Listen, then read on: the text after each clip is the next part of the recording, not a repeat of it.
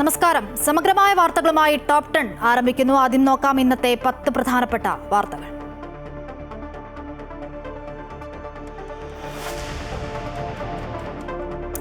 രാജ്യത്ത് പ്രതിപക്ഷ തൊഴിലാളി സംഘടനകളുടെ 24 മണിക്കൂർ പണിമുടക്ക് ഇന്ന് അർദ്ധരാത്രി മുതൽ. ഡയസ് നോൺ പ്രഖ്യാപിച്ച് സംസ്ഥാനം. KSRTCയിലും ഡയസ് നോൺ.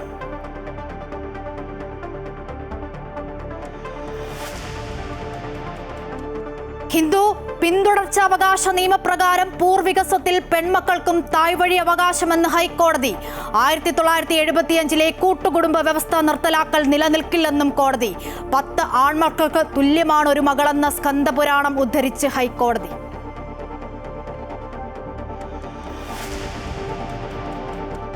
യമനിൽ കൊലക്കുറ്റത്തിന് ജയിലിലായ നിമിഷപ്രിയയുടെ വധശിക്ഷ 16 റിപ്പോർട്ട്. വാർത്ത സ്ഥിരീകരിച്ച് ഇന്ത്യൻ എംബസി. നിമിഷപ്രിയയുടെ ജീവൻ രക്ഷിക്കാൻ അവസാന ശ്രമവുമായി ആക്ഷൻ കൗൺസിൽ.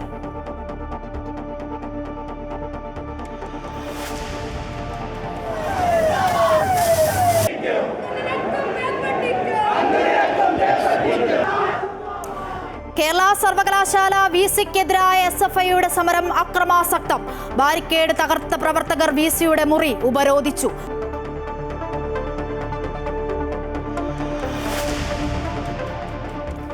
വിളവെടുത്ത നെല്ലിന്റെ വിലയും പുതിയ വിത്തും കിട്ടിയില്ല. കേരളത്തിന്റെ നെല്ലറയായ കുട്ടനാട്ടിൽ കൃഷി ഇറക്കാനാകാതെ കർഷകർ. Top 10 special.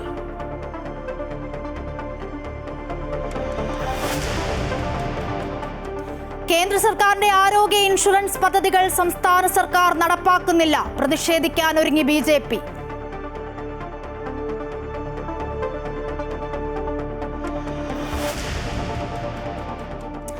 സർക്കാർ ജോലികളിൽ 35% വനിതാ സംവരണം പ്രഖ്യാപിച്ച് ബീഹാർ സർക്കാർ.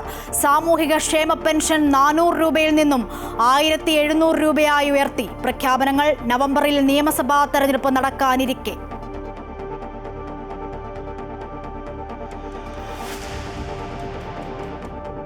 ഫിഫ ക്ലബ് ലോകകപ്പ് ആദ്യ ഫൈനലിസ്റ്റിനെ ഇന്നറിയാം. ചെൽസി ഫ്ലൂമിനൻസിനെ നേരിടും. മത്സരം രാത്രി 12:30 മുതൽ.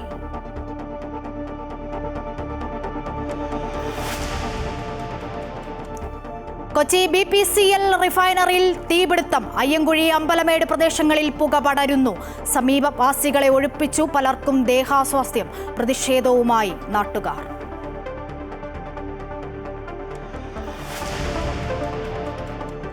Story of the day. ഉള്ളുലച്ചൊരു കത്തും ഉള്ളം നിറച്ച മറുപടിയും.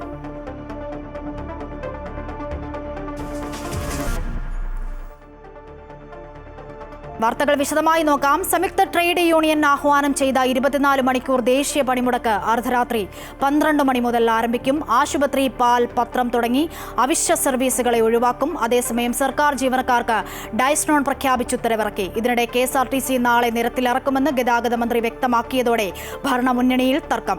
KSRTCയും പണിമുടക്കുമെന്ന് വ്യക്തമാക്കി LDF കൺവീനർ TP രാമകൃഷ്ണൻ രംഗത്ത് വന്നു. കേന്ദ്ര സർക്കാരിന്റെ തൊഴിലാളി നയങ്ങളിൽ പ്രതിഷേധിച്ച ഇന്ന് അർദ്ധരാത്രി 12 മണി മുതൽ നാളെ രാത്രി 12 മണി വരെയാണ് സംയുക്ത ട്രേഡ് യൂണിയന്റെ ദേശീയ പണിമുടക്ക്. ആശുപത്രി, ജലവിതരണം, പാൽ, പത്രം തുടങ്ങി അവശ്യ സർവീസുകളെ പണിമുടക്കിൽ നിന്ന് ഒഴിവാക്കിയിട്ടുണ്ട്. വിവിധ മേഖലകളിലെ തൊഴിലാളികളും കേന്ദ്ര സംസ്ഥാന സർക്കാർ ജീവനക്കാരും അധ്യാപകരും പൊതുമേഖലാ ജീവനക്കാരും പണിമുടക്കിന്റെ ഭാഗമാകും. CITU, INTUC, AITUC ഉൾപ്പെടെയുള്ള സംഘടനകൾ ദേശീയതലത്തിൽ സംയുക്തമായി പണിമുടക്കുമ്പോൾ കേരളത്തിൽ CITUവും INTUCയും വെവ്വേറെ പ്രതിഷേധിക്കും. സംസ്ഥാന സർക്കാരിനെതിരെയും INTUC പ്രതിഷേധം സംഘടിപ്പിക്കുന്നുണ്ട്. അതേസമയം പണിമുടക്കിനെ നേരിടാൻ സംസ്ഥാന സർക്കാർ ഡയസ് നോൺ പ്രഖ്യാപിച്ചു. സർക്കാർ ജീവനക്കാർ ജോലിക്ക് ഹാജരാകണമെന്നും അല്ലാത്ത പക്ഷം വേതനം റദ്ദാക്കുമെന്നും ഉത്തരവിൽ പറയുന്നു. എന്നാൽ KSRTC പണിമുടക്കിൽ നിന്ന് വിട്ടുനിൽക്കുമെന്ന് ഗതാഗത മന്ത്രി KB ഗണേഷ് കുമാർ നിലപാടെടുത്തതോടെ ഭരണമുന്നണിയിൽ തർക്കമായി. മന്ത്രിയുടെ നിലപാടിനോട് ശക്തമായ വിയോജിപ്പ് വ്യക്തമാക്കി LDF കൺവീനർ കൂടിയായ CITU നേതാവ് TP രാമകൃഷ്ണൻ രംഗത്ത് വന്നു. അദ്ദേഹം പറയാൻ പാടില്ലാത്തതാ. അദ്ദേഹമല്ല ഇതിന്റെ മാനേജ്മെന്റ്. മന്ത്രി എന്നുള്ളത് ഗവൺമെന്റിന്റെ ഭാഗമാണ്. അദ്ദേഹത്തിന്റെ വകുപ്പാണിത്. അദ്ദേഹത്തിന്റെ വകുപ്പായതുകൊണ്ട് അദ്ദേഹത്തിനല്ല നോട്ടീസ് കൊടുക്കേണ്ടത്. മന്ത്രിക്കല്ല ഈ പണിമുടക്ക് നോട്ടീസ് കൊടുക്കേണ്ടത്. പണിമുടക്ക് നോട്ടീസ് കൊടുക്കേണ്ടത് KSRTCയുടെ MDക്കാണ്. KSRTCയുടെ MDക്ക് KSRT എംപ്ലോയീസ് അസോസിയേഷൻ പണിമുടക്ക് നോട്ടീസ് കൊടുത്തിട്ടുണ്ട്. CITUവിന്റെ ഉൾപ്പെടെ കടുത്ത പ്രതിഷേധം നിലനിൽക്കുമ്പോഴും നിലപാടിൽ ഉറച്ചു നിൽക്കുന്ന KSRTC പണിമുടക്കിനെ നേരിടാൻ ഡയസ്റ്റോൺ പ്രഖ്യാപിക്കുകയും ചെയ്തു. KSRTC സാധാരണ പോലെ നാളെ സർവീസ് നടത്തുമെന്നും ജോലിയിൽ കയറാത്ത ജീവനക്കാരുടെ ശമ്പളം റദ്ദാക്കുമെന്നും CMD ഉത്തരവിലൂടെ അറിയിച്ചു. അക്രമ സംഭവങ്ങൾ ഉണ്ടായാൽ പോലീസിന്റെ സഹായം തേടാൻ തയ്യാറെടുക്കുകയാണ് KSRTC മാനേജ്മെന്റ്. എന്നാൽ ഡയസ്റ്റോൺ ഉത്തരവിനെ പൂർണ്ണമായും തള്ളുകയാണ് CITU ഉൾപ്പെടെയുള്ള സംഘടനകൾ. KSRTC നാളെ നിരത്തിലിറങ്ങിയാൽ എന്തുണ്ടാകുമെന്ന് അപ്പോൾ കാണാമെന്ന നിലപാടിലാണ് ട്രേഡ് യൂണിയനുകൾ. അമൃത ന്യൂസ്, തിരുവനന്തപുരം. യാത്രക്കാരെ വലച്ച് സ്വകാര്യ ബസ്സുകളുടെ സൂചനാ പണിമുടക്ക്. കൂടുതൽ KSRTC സർവീസ് നടത്തിയെങ്കിലും മലബാറിലാണ് സമരം കാര്യമായി ബാധിച്ചത്. ഗതാഗത കമ്മീഷണറുമായി നടത്തിയ ചർച്ച പരാജയപ്പെട്ടതോടെയാണ് വിവിധ ആവശ്യങ്ങൾ ഉന്നയിച്ച് സ്വകാര്യ ബസ്സുകൾ പണിമുടക്കിയത്. ദീർഘകാലമായി സർവീസ് നടത്തുന്ന ലിമിറ്റഡ് സ്റ്റോപ്പിന്റെയും ദീർഘദൂര ബസ്സുകളുടെയും പെർമിറ്റുകൾ അതേപടി പുതുക്കി നൽകുക, വിദ്യാർത്ഥികളുടെ ടിക്കറ്റ് നിരക്ക് കാലോചിതമായി വർദ്ധിപ്പിക്കുക, ബസ് ജീവനക്കാർക്ക് പോലീസ് ക്ലിയറൻസ് സർട്ടിഫിക്കറ്റ് നിർബന്ധമാക്കിയ നടപടി പിൻവലിക്കുക, ചലാൻ വഴിയുള്ള അന്യായമായ പിഴ ചുമത്തൽ അവസാനിപ്പിക്കുക തുടങ്ങി വിവിധ ആവശ്യങ്ങൾ ഉന്നയിച്ചാണ് സ്വകാര്യ ബസ്സുകൾ പണിമുടക്കിയത്. പണിമുടക്ക് മലബാറിലെ യാത്രക്കാരെ കാര്യമായി തന്നെ ബാധിച്ചു. സർക്കാർ അനുകൂല നിലപാട് സ്വീകരിച്ചില്ലെങ്കിൽ 22 മുതൽ അനിശ്ചിതകാല സമരം നടത്താനാണ് ബസ് ഓപ്പറേറ്റേഴ്സ് അസോസിയേഷൻ തീരുമാനം. അവരെ വിളിച്ച ചർച്ചയ്ക്ക് പോകാതിരുന്നിട്ടില്ല, പോയിട്ടുണ്ട്. കാര്യങ്ങൾ ഒക്കെ തീരുമാനം എടുക്കാൻ കഴിവുള്ള ആളല്ല ചർച്ചയ്ക്ക് വിളിച്ചത്. നോട്ടീസ് കൊടുത്തിട്ട് ഇതിൽ പറ്റി ഒരു കാര്യം പോലും എടുത്തിട്ട് ഇന്ന കാര്യങ്ങൾ ചെയ്യാമെന്നോ ഇന്ന ദിവസം ചെയ്യാമെന്നോ പറഞ്ഞിട്ടില്ല. പിന്നെ ബസ് ചാർജ് കൂട്ടിയതല്ലാതെ ഈ വിദ്യാർത്ഥികളെ ചാർജ് കൂട്ടിയിട്ടില്ല. ആ കാര്യത്തിൽ 1 രൂപ വീതം വിദ്യാർത്ഥിനോട് വാങ്ങിയാൽ 96 വിദ്യാർത്ഥികൾ യാത്ര ചെയ്താലേ 1 ലിറ്റർ ഡീസൽ അടിക്കാൻ പറ്റുള്ളൂ. ഈ 12 വർഷം മുമ്പ് ഇപ്പോഴുള്ള ഡീസലിൻ്റെ 4-1 വില അന്നുണ്ടായിരുന്നുള്ളൂ. അപ്പോൾ ആ കാര്യങ്ങൾ മന്ത്രി ഒരു തീരുമാനത്തിലെത്തിയില്ല. KSRTC കൂടുതൽ സർവീസുകൾ നടത്തിയെങ്കിലും ഇത് പര്യാപ്തമായിരുന്നില്ല. റെയിൽവേ സ്റ്റേഷനുകളിലും വിമാനത്താവളങ്ങളിലും എത്തിയ യാത്രക്കാരാണ് കൂടുതൽ വലഞ്ഞത്. പ്രതിപക്ഷ ട്രേഡ് യൂണിയനുകൾ ആഹ്വാനം ചെയ്ത 24 മണിക്കൂർ അഖിലേന്ത്യാ പണിമുടക്ക് അതേസമയം ഇന്ന് രാത്രി 12 മുതൽ ആരംഭിക്കും. അമൃത ന്യൂസ്, കോഴിക്കോട്.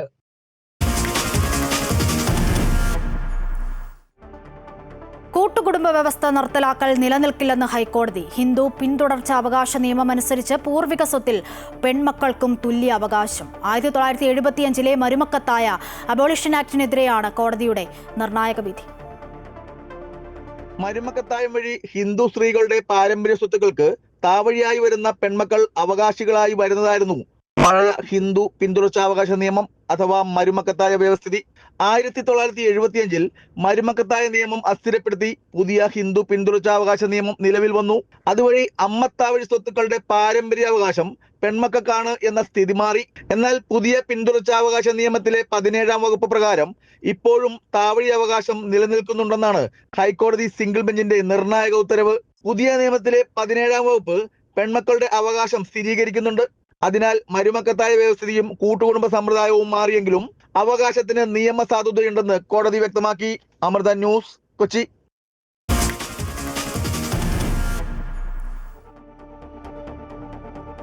യമനിൽ വധശിക്ഷയ്ക്ക് വിധിച്ച മലയാളി നേഴ്സ് നിമിഷപ്രിയയുടെ വധശിക്ഷ ഈ മാസം 16 നടപ്പാക്കുമെന്ന റിപ്പോർട്ട്. ജയിൽ അധികൃതർക്ക് ഇത് സംബന്ധിച്ച ഉത്തരവ് കിട്ടി. ഉത്തരവ് സ്ഥിരീകരിച്ച ഇന്ത്യൻ എംബസി. പാലക്കാട് കൊല്ലങ്കോട് സ്വദേശിനി നിമിഷപ്രിയ ഇപ്പോൾ സന ജയിലിലാണ് ഉള്ളത്. യമൻ പൗരൻ തലാൽ അബ്ദു മഹ്ദി കൊല്ലപ്പെട്ട കേസിൽ യമനിലെ ജയിലിൽ കഴിയുന്ന മലയാളി നിമിഷപ്രിയയുടെ വധശിക്ഷ ജൂലൈ 16 നടപ്പാക്കും. ഇതു സംബന്ധിച്ച ഉത്തരവിൽ യമനിലെ പബ്ലിക് പ്രോസിക്യൂട്ടർ ഒപ്പുവച്ചു. ജയിൽ അധികൃതർക്ക് ഇത് സംബന്ധിച്ച് ഉത്തരവ് കിട്ടിയെന്നാണ് വിവരം. വധശിക്ഷ റദ്ദാക്കാനുള്ള നീക്കങ്ങൾ നടക്കുന്നതിനിടെയാണ് ജയിലിൽ ഉത്തരവെത്തിയത്. ഇന്ത്യൻ എംബസി ഇക്കാര്യം സ്ഥിരീകരിച്ചതായി യമനിലെ ചർച്ചകൾക്ക് മധ്യസ്ഥത വഹിക്കുന്ന സാമുവൽ ജോൺ അറിയിച്ചു. വധശിക്ഷ ഒഴിവാക്കാനുള്ള നിയമപരമായ വഴികളെല്ലാം അടഞ്ഞതായും സനായിലുള്ള തലാലിന്റെ കുടുംബം മാപ്പ് നൽകുക മാത്രമാണ് നിമിഷപ്രിയയെ രക്ഷിക്കാനുള്ള ഏക മാർഗമെന്ന് മനുഷ്യാവകാശ പ്രവർത്തകൻ സാമുവൽ ജെറോം പറഞ്ഞു. ദയാധനം നൽകി വധശിക്ഷ ഒഴിവാക്കാനുള്ള ശ്രമം തുടരുകയാണ്. $10 ലക്ഷം നൽകാമെന്നാണ് യമൻ പൗരന്റെ കുടുംബത്തെ അറിയിച്ചിട്ടുള്ളത്. പാലക്കാട് സ്വദേശിയായ നിമിഷപ്രിയ യമനിൽ ജോലി ചെയ്യുന്നതിനിടെ അവിടുത്തെ പൗരനായ അബ്ദു മഹ്ദിയെ കൊലപ്പെടുത്തിയെന്നാണ് കേസ്. 2017 ജൂലൈയിൽ നിമിഷപ്രിയയും കൂട്ടുകാരിയും ചേർന്ന് കൊലപ്പെടുത്തി മൃതദേഹം വീടിന് മുകളിലെ ജലസംഭരണിയിൽ ഒളിപ്പിച്ചുവെന്നാണ് കേസ്. സംഭവശേഷം രക്ഷപ്പെടാൻ ശ്രമിക്കുന്നതിനിടെ പിടിയിലായ നിമിഷപ്രിയയെ വിചാരണയ്ക്ക് ശേഷം 2018 യമൻ കോടതി വധശിക്ഷയ്ക്ക് വിധിച്ചത്. News desk, Amrita TV. യമനിൽ നഴ്സായിരുന്ന നിമിഷപ്രിയയുടെ വധശിക്ഷ ഒഴിവാക്കാൻ ശക്തമായി ഇടപെടുമെന്ന് സേവ് നിമിഷപ്രിയ ഫോറം ചെയർമാനായ കെ ബാബു MLA. ദിയാധനത്തിന്റെ കാര്യത്തിൽ പലതവണ ചർച്ചകൾ നടത്താൻ മനുഷ്യാവകാശ പ്രവർത്തകനായ സാമുവൽ ഇന്ന് തന്നെ യമനിലേക്ക് തിരിക്കുമെന്നും നെന്മാറ MLA കോഴിക്കോട് പറഞ്ഞു. ഏറെ ദുഃഖകരവും അതിനേക്കാൾ ഉപരി ഒരു ദൗർഭാഗ്യകരമായൊരു അവസ്ഥയിലാണ് ഈ സേവ് നിമിഷപ്രിയ ഫോറത്തിലുള്ള അംഗങ്ങൾക്ക് മാത്രമല്ല മലയാളികളുടെ മനസ്സിലൊക്കെ ഒരു വലിയ വേദനയുണ്ടാക്കുന്ന തരത്തിലാണ് ഇന്ന് വന്നിട്ടുള്ളത്. ഇതിൻ്റെ വസ്തുത എന്ന് പറഞ്ഞാൽ യമൻ പൗരൻ തലാൽ ആ കൊല ചെയ്യപ്പെട്ടതിനെ തുടർന്ന് ഇവരെ അറസ്റ്റ് ചെയ്യപ്പെടുകയും അതിൻ്റെ ഭാഗമായി അവിടെ വർഷങ്ങളായി വിചാരണയ്ക്കൊടുവിലാണ് ഇത്തരത്തിലൊരു ഫോറം രൂപീകരിച്ച് അതിൽ ഇടപെടാൻ വേണ്ടി തീരുമാനിച്ചു. ഇടപെടലിൻ്റെ ഭാഗമായി അഡ്വക്കേറ്റ് സാമുവലിനെ ഇതിൽ ചുമതലപ്പെടുത്തി. ഏകദേശം 8.67 കോടി രൂപ സാമുവൽ ഈ കുടുംബത്തിന് വേണ്ടിയിട്ടുള്ള ബ്ലഡ് മണിയായി കൊടുക്കാനും കൂടെ തയ്യാറായി വർത്തമാനത്തിൽ പറഞ്ഞിരുന്നു.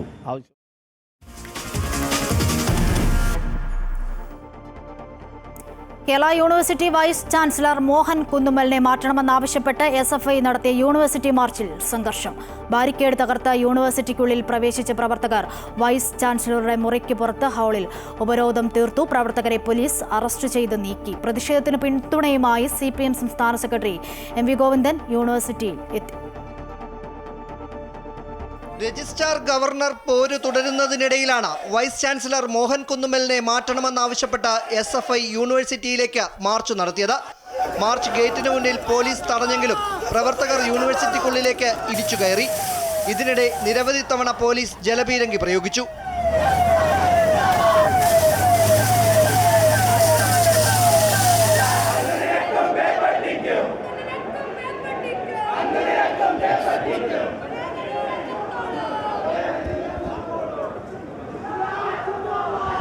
യൂണിവേഴ്സിറ്റിയുടെ വാതിലടച്ച് പോലീസ് പ്രതിരോധം തീർത്തെങ്കിലും വനിതകൾ ഉൾപ്പെടെയുള്ള ഒട്ടുമിക്ക പ്രവർത്തകരും ജനലുകൾ വഴി യൂണിവേഴ്സിറ്റിക്കുള്ളിലേക്ക് പ്രവേശിച്ചു. തുടർന്നാണ് ചാൻസലറുടെ ഓഫീസിന് മുന്നിലെ വരാന്തയിൽ പ്രവർത്തകർ ഉപരോധം തീർത്തത്.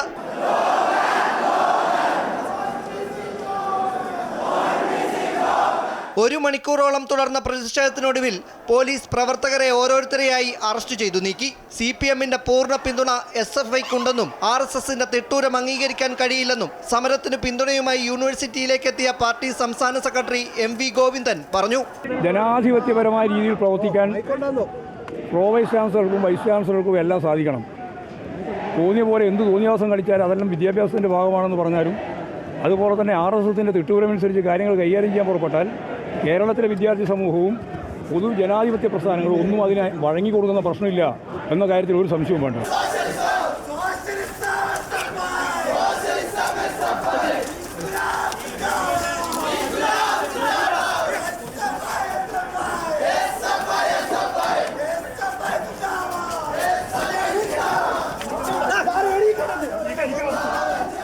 വരും ദിവസങ്ങളിലും വൈസ് ചാൻസലർ മോഹൻ കുന്നുമ്മലിനും ഗവർണർക്കുമെതിരായ പ്രതിഷേധം തുടരുമെന്ന് SFI സംസ്ഥാന സെക്രട്ടറി M ശിവപ്രസാദ് അറിയിച്ചു. മറ്റന്നാൾ തുടർന്നുള്ള മാർച്ച് കേരള യൂണിവേഴ്സിറ്റിയിലേക്കും ഒപ്പം തന്നെ രാജ്ഭവനിലേക്കും തുടർന്ന് മാർച്ച് SFI നേതൃത്വത്തിൽ ഇതുപോലെ തന്നെ സംഘടിപ്പിക്കും. 1 ഇഞ്ച് SFI പുറകോട്ട് പോകില്ല.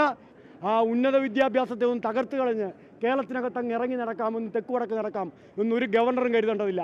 സംസ്ഥാന വ്യാപകമായി SFI നടത്തിയ യൂണിവേഴ്സിറ്റി മാർച്ചുകളുടെ ഭാഗമായാണ് കേരള യൂണിവേഴ്സിറ്റിയിലേക്കും SFI മാർച്ചും ധർണയും നടത്തിയത്. അമൃത ന്യൂസ്, തിരുവനന്തപുരം. കേരള സർവകലാശാലയിലെ സംഘർഷത്തിൽ SFI സംസ്ഥാന സെക്രട്ടറി PS സഞ്ജീവിനെ ഒന്നാം പ്രതിയാക്കി പോലീസ് കേസെടുത്തു. 27 പ്രവർത്തകർക്കും കണ്ടാലറിയാവുന്ന 1000 പ്രവർത്തകർക്കുമെതിരെയും കേസെടുത്തിട്ടുണ്ട്. പൊതുമുതൽ നശിപ്പിച്ചതിനും പോലീസുകാരെ സർവകലാശാല ജീവനക്കാരെ ദേഹോപദ്രവം ഏൽപ്പിച്ചതിനും മുഴുവൻ പ്രതികൾക്കുമെതിരെ ജാമ്യമില്ലാ കുറ്റം ചുമത്തിയാണ് കേസ്. സംസ്ഥാനത്തെ സർവകലാശാലകളിൽ സർക്കാർ സ്പോൺസേഡ് ഗുണ്ടായിസമെന്ന് SFIയുടെ നേതൃത്വത്തിൽ നടത്തിയതെന്ന് പ്രതിപക്ഷ നേതാവ് VD സതീശൻ. CPMന്റെ റെഡ് വോളണ്ടിയർമാരെ പോലെ SFIയെ പ്രവർത്തകരുടെ അക്രമത്തിന് കേരള പോലീസും കൂട്ടുനിൽക്കുകയാണ്. സംസ്ഥാനത്തിന് തന്നെ നാണക്കേടാണ് ഈ സർക്കാർ ഉണ്ടാക്കിയതെന്നും പ്രതിപക്ഷ നേതാവ് വിമർശിച്ചു. കേരള സർവകലാശാലയിലെ ഭരണ പ്രതിസന്ധിയുമായി ബന്ധപ്പെട്ട കാര്യങ്ങളെ വളരെയധികം വേദനയോടെ കാണുന്നുവെന്ന് ഉന്നത വിദ്യാഭ്യാസ വകുപ്പ് മന്ത്രി ഡോക്ടർ R ബിന്ദു. മികവിന്റെ കേന്ദ്രങ്ങളായി മാറേണ്ട സർവകലാശാലയിൽ സംഘർഷാത്മക സാഹചര്യം സൃഷ്ടിക്കുന്നത് ഖേദകരമെന്നും മന്ത്രി പറഞ്ഞു. എല്ലാവർക്കുമുള്ള അധികാരങ്ങളും ചുമതലകളും വ്യക്തമായി നിർവചിച്ചിട്ടുള്ള ആക്റ്റും സ്റ്റാറ്റ്യൂട്ടുകളും നമുക്കുണ്ടല്ലോ. അതനുസരിച്ച് എല്ലാവരും അവരവരിൽ നിക്ഷിപ്തമായ ചുമതലകൾ നിർവഹിച്ചാൽ ഈ പ്രശ്നമൊന്നുമില്ല. അതിനപ്പുറത്തേക്കുള്ള കടന്നുകയറ്റങ്ങൾ ഉണ്ടാകുമ്പോഴാണ് പ്രശ്നങ്ങൾ. കാലിക്കറ്റ് സർവകലാശാല വൈസ് ചാൻസലർ പി രവീന്ദ്രന്റെ സസ്പെൻഷൻ ആവശ്യപ്പെട്ട് SFI നടത്തിയ മാർച്ചിൽ സംഘർഷം. പാലക്കാട് വിക്ടോറിയ കോളേജിലെ KSU നേതാവിന് മാർക്ക് ദാനം നൽകിയ സംഭവത്തിൽ കാലിക്കറ്റ് VCയെ സസ്പെൻഡ് ചെയ്യുക. സേവാഭാരതിയുടെ വേദിയിൽ ഉദ്ഘാടകനായ VC സംഘപരിവാറിന് പാദസേവ ചെയ്യുന്നത് അപമാനം എന്നതടക്കം ആരോപിച്ചാണ് SFI സമരം നടത്തിയത്.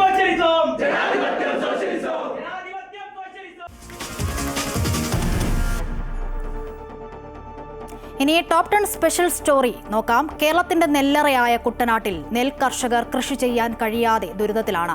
മഴ സമ്മാനിച്ച ദുരിതം താൽക്കാലികമായി ഒഴിഞ്ഞുവെങ്കിലും ആലപ്പുഴയിലെ നെൽ കർഷകർക്ക് ആശ്വസിക്കാൻ വകയില്ല.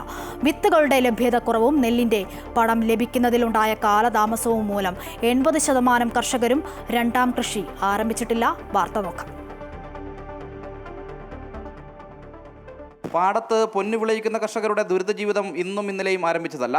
കാലാവസ്ഥാ വ്യതിയാനവും മാറി മാറി വരുന്ന സർക്കാരുകളുടെ നയസമീപനങ്ങളും കർഷകരെ കണ്ണീരിലാഴ്ത്താറുണ്ട്. എന്നാൽ ഈ വർഷം സ്ഥിതി കൂടുതൽ മോശമാവുകയാണ്. കൊയ്ത്ത് കഴിഞ്ഞ് നെല്ലെടുക്കാൻ വന്ന കാലതാമസവും മില്ലുകാർ ഈടാക്കിയ അമിത കിഴിവിനും പുറമെ നെല്ലിന്റെ പണം ലഭിക്കുന്നത് വൈകിയതും മൂലം പലരും കൃഷി തന്നെ ഉപേക്ഷിച്ചു. കുട്ടനാട്ടിൽ മാത്രം 80% കർഷകരാണ് രണ്ടാം കൃഷി ആരംഭിക്കുവാൻ കഴിയാതെ ദുരിതത്തിലായിരിക്കുന്നത്. നെൽകൃഷി വലിയ പ്രതിസന്ധിയെ നേരിടുന്നത് ഒന്ന് പുഞ്ചകൃഷിയുടെ സമയത്ത് വരുന്ന ഓരുവെള്ളം, രണ്ടാമത്തേത് ഈ വെള്ളപ്പൊക്ക സമയമൊക്കെ കഴിഞ്ഞു കഴിയുമ്പോൾ അമ്പലപ്പുഴയുടെ പടിഞ്ഞാറൻ മേഖലകളിൽ പ്രവർത്തിക്കുന്ന പീലിംഗ് ഷെഡുകൾ, അതുപോലെ തന്നെ മത്സ്യ സംസ്കരണശാലകൾ, ആലപ്പുഴ മെഡിക്കൽ കോളേജ് ആശുപത്രി, അറവുശാലകൾ, പിന്നെ ഗാർഹിക മാലിന്യങ്ങൾ എല്ലാം തന്നെ ഈ അമ്പലപ്പുഴയിലെ പാടശേഖരങ്ങളുടെ ഇടയ്ക്കുകൂടി ആ പൂക്കൈതി ആറിലേക്ക് സംഗമിക്കുന്ന എല്ലാ തോടുകളിലും എത്തിച്ചേർന്നുകൊണ്ട് വളരെ കറുത്ത നിറത്തിലുള്ള വളരെ മാലിന്യങ്ങൾ നിറഞ്ഞ ജൈവമാലിന്യങ്ങൾ, അത് അമോണിയ ആണെങ്കിലും ഫോർമാൽഡിഹൈഡ്സ് ആണെങ്കിലും അതുപോലെ രാസമാലിന്യങ്ങളും നമുക്ക് അറിയാൻ വയ്യാത്ത ഒരുപാട് കോളിഫോം ബാക്ടീരിയ അടക്കമുള്ള ഒരുപാട് ധാരാളം ബാക്ടീരിയയൊക്കെയുള്ള വളരെ മാലിന്യപൂരിതമായിട്ടുള്ള വെള്ളമാണ് നമ്മൾ കൃഷിക്ക് ഉപയോഗിക്കേണ്ടി വരുന്നത്. ഇത് കർഷക തൊഴിലാളികൾക്കും കർഷകർക്കും ത്വക്ക് രോഗങ്ങളും അതുപോലെ ക്യാൻസർ അടക്കമുള്ള രോഗങ്ങൾ ഉണ്ടാക്കുന്നതിനോടൊപ്പം ഈ നെല്ലിൻ്റെ വിളവ് ആകുമ്പോഴുള്ള ഉൽപ്പാദനക്ഷമത അതല്ലെങ്കിൽ അതിൻ്റെ ഗുണനിലവാരത്തിൽ വലിയ വ്യത്യാസം വരുന്നുണ്ട്. ഇപ്പോൾ അത് ക്രമാനുഗതമായിട്ട് ഇതിൻ്റെ ഉൽപ്പാദനക്ഷമതയും ഗുണനിലവാരവും ഈ പ്രദേശത്തെ നെല്ലിന് കുറഞ്ഞുകൊണ്ടിരിക്കുകയാണ്. ഈ പ്രാവശ്യം ഞങ്ങൾ 20 കിലോ കിഴിവ്, അതായത് ഉൽപ്പാദിപ്പിച്ച നെല്ലിൻ്റെ 20% മില്ല് ഏജൻറ്റുമാർക്ക് കിഴിവ് കൊടുക്കേണ്ട ഒരു സാഹചര്യം ഉണ്ടായി. പിന്നെ നമ്മൾ നിൽക്കുന്നതെന്ന് പറഞ്ഞു കഴിഞ്ഞാൽ ഇപ്പം ഗവൺമെൻറ് പോളിസീസ് മാറി മാറി വരുന്നത് കർഷക സൗഹൃദമായിട്ടല്ല. വലിയ സാമ്പത്തിക ബാധ്യതകളെ മറികടന്ന് കൃഷി ആരംഭിക്കുവാൻ തയ്യാറെടുത്ത കർഷകർക്കാകട്ടെ ഇനിയും വിത്ത് ലഭിച്ചിട്ടില്ല. വെള്ളത്തിൽ രാസമാലിന്യങ്ങളുടെ അളവ് കൂടിയതോടെ കൃഷിക്ക് അനുയോജ്യമായ വെള്ളവും കിട്ടാതായി.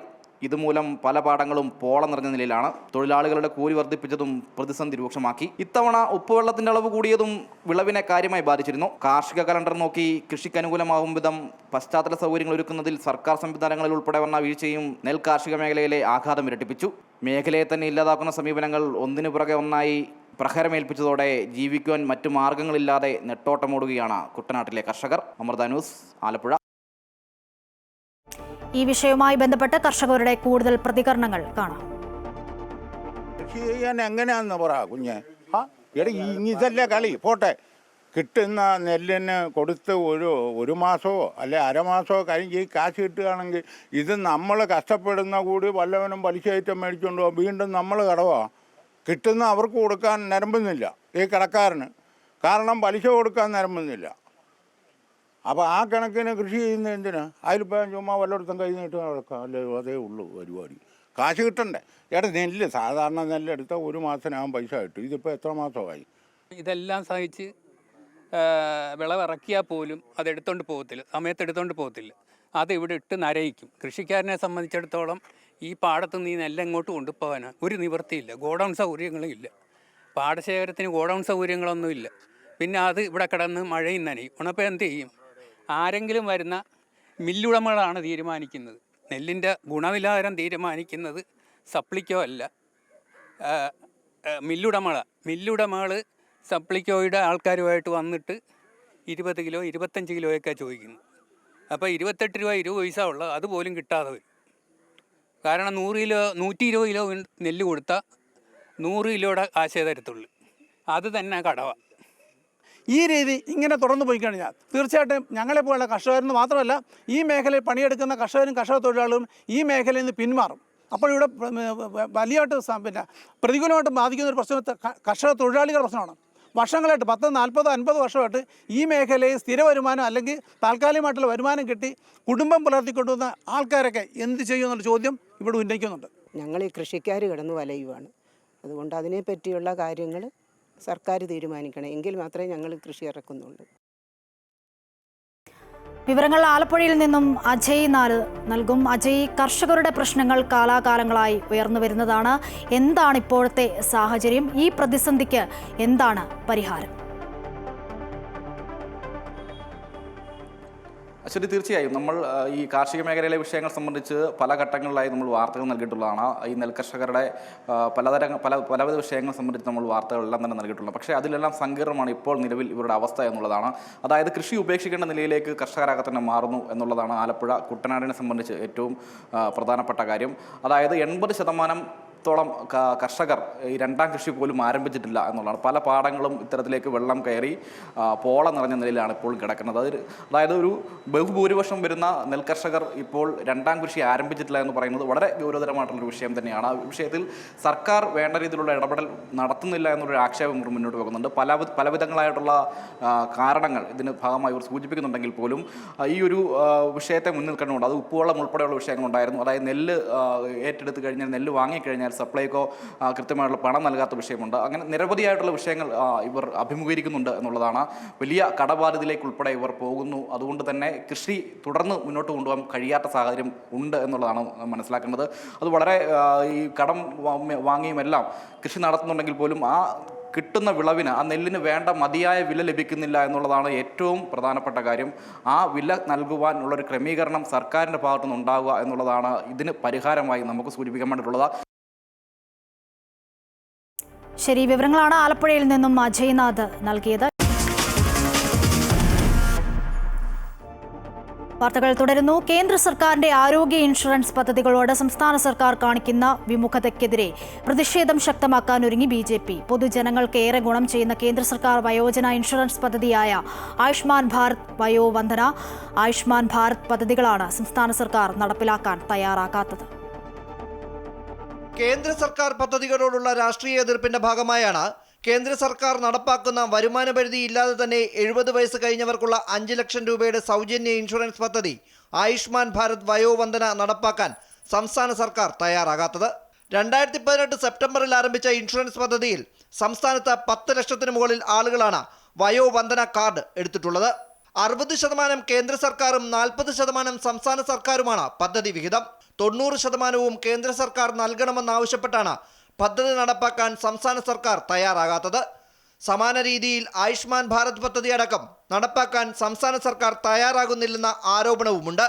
സ്വന്തം നിലയിൽ കാരുണ്യ ഇൻഷുറൻസും മെഡിസിപ്പ് പദ്ധതിയും ഉണ്ടെന്ന് പറയുമ്പോഴും 500 കോടി രൂപയുടെ കുടിശ്ശികയുള്ളതിനാൽ മെഡിക്കൽ കോളേജുകൾ സാധാരണക്കാർക്ക് ചികിത്സ നൽകുന്നതിൽ നിന്നും പിന്മാറുകയാണ്.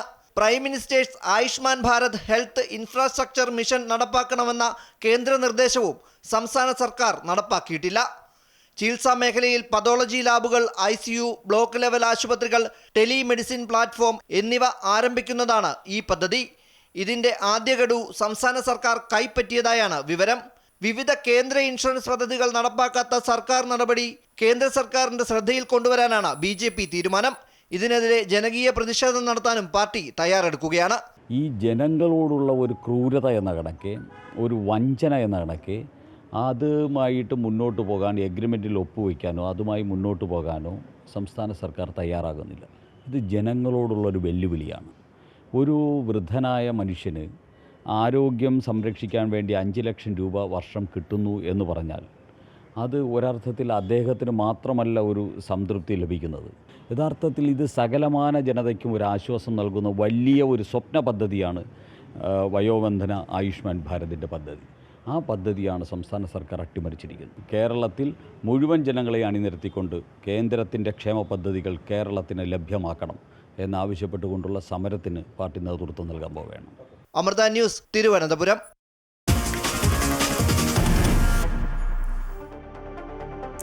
നിയമസഭാ തെരഞ്ഞെടുപ്പ് നടക്കാനിരിക്കെ സർക്കാർ ജോലികളിൽ സ്ത്രീകൾക്ക് 35% സംവരണം പ്രഖ്യാപിച്ച് ബീഹാർ സർക്കാർ. ഇന്ന് ചേർന്ന മന്ത്രിസഭാ യോഗത്തിലാണ് വനിതാ വോട്ടർമാരെ ലക്ഷ്യമിട്ടുള്ള നിതീഷ് കുമാറിന്റെ നേതൃത്വത്തിലുള്ള NDA സർക്കാരിന്റെ സുപ്രധാന തീരുമാനം.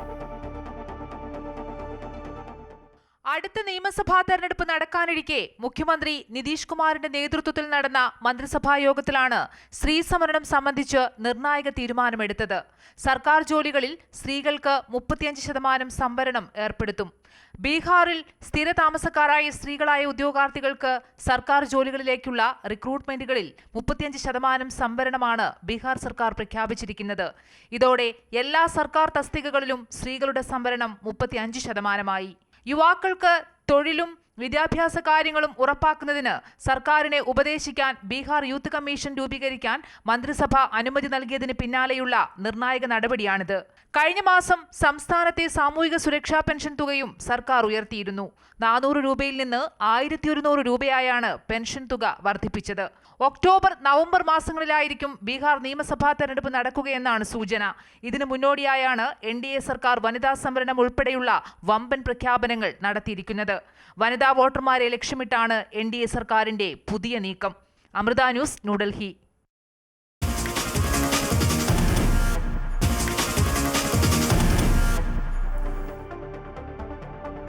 കായിക വാർത്തകൾ നോക്കാം. വാശിയേറിയ പോരാട്ടങ്ങൾക്കും അട്ടിമറികൾക്കും ഒടുവിൽ ക്ലബ് ലോകകപ്പ് കലാശക്കൊട്ടിലേക്ക് ആദ്യ ഫൈനലിസ്റ്റിനെ ഇന്നറിയാം. ഫിഫ ക്ലബ് ലോകകപ്പിന്റെ ആദ്യ സെമി ഫൈനലിൽ ബ്രസീലിയൻ ക്ലബ്ബ് ഫ്ലൂമിനൻസ് ചെൽസിയെ നേരിടും. ക്വാർട്ടറിൽ സൗദി ക്ലബ്ബ് അൽ ഹിലാലിനെ 1-2 ഗോളുകൾക്ക് പരാജയപ്പെടുത്തിയാണ് ഫ്ലൂമിനൻസിന്റെ സെമി പ്രവേശനം. ചെൽസി ഫ്ലൂമിനൻസ് മത്സരം രാത്രി 12:30 മുതലാണ്. വ്യാഴാഴ്ച നടക്കുന്ന രണ്ടാം സെമിയിൽ PSG റയൽ മാഡ്രിഡിനെ നേരിടും.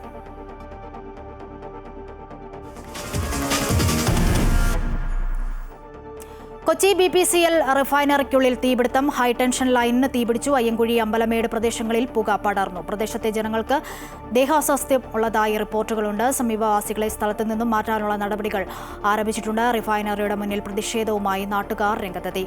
സ്ഥിരമായി വിഷപ്പുക പുറന്തള്ളുന്നതായി നാട്ടുകാർ ആരോപിച്ചു.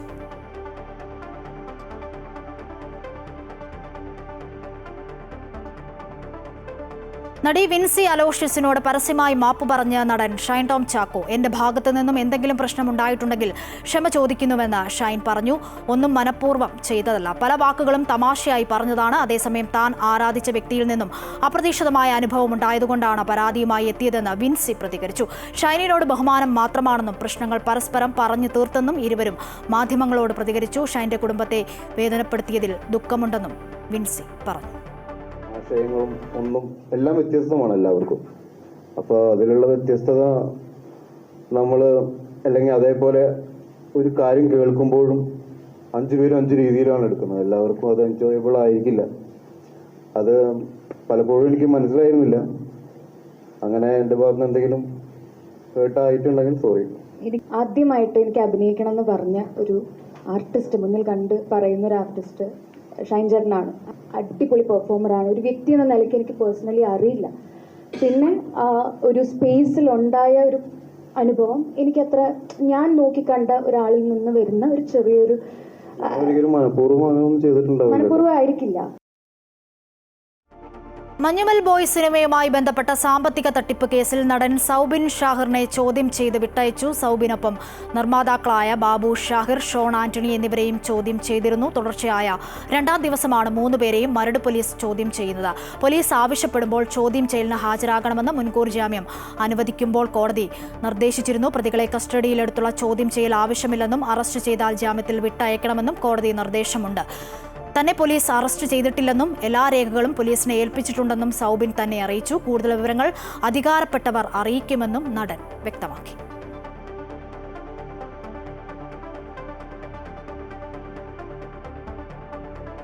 കോന്നി പയ്യനാമണ്ണിൽ ക്വാറിയിലെ അപകടത്തിൽപ്പെട്ട 2ാമത്തെ ആളും മരിച്ചു. ബീഹാർ സ്വദേശി അജയ് റായ് ആണ് മരിച്ചത്.